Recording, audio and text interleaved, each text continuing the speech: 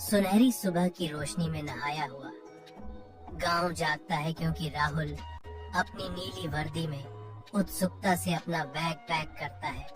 उसका दिल खुशी से भरा हुआ है।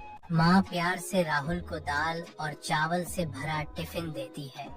उसकी आंखें गहरी कोमल स्नेह को दर्शाती है। बेटा, ध्यान से पढ़ाई करो, माँ कहती है।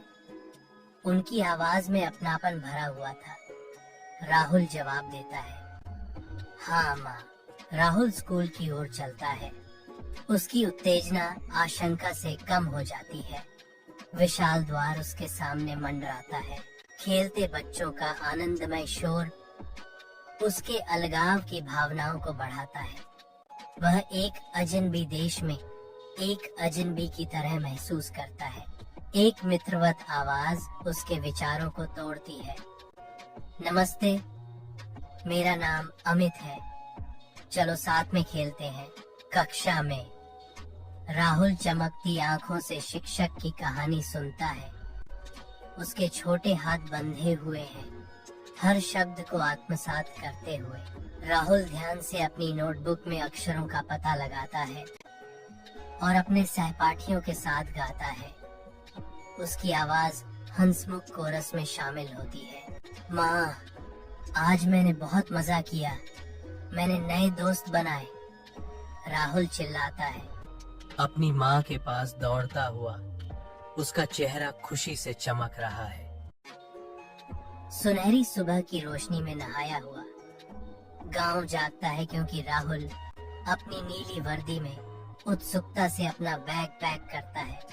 उसका दिल खुशी से भरा हुआ है। माँ प्यार से राहुल को दाल और चावल से भरा टिफिन देती है। उसकी आंखें गहरी कोमल स्नेह को दर्शाती है। बेटा, ध्यान से पढ़ाई करो, माँ कहती है। उनकी आवाज में अपनापन भरा हुआ था। राहुल जवाब देता है, हाँ माँ। राहुल स्कूल की ओर चलता है।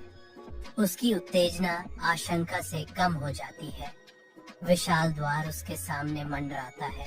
खेलते बच्चों का आनंदमय शोर उसके अलगाव की भावनाओं को बढ़ाता है। वह एक अजनबी देश में एक अजनबी की तरह महसूस करता है। एक मित्रवत आवाज उसके विचारों को तोड़ती है। नमस्ते, मेरा नाम अमित है। चलो साथ में खेलते हैं।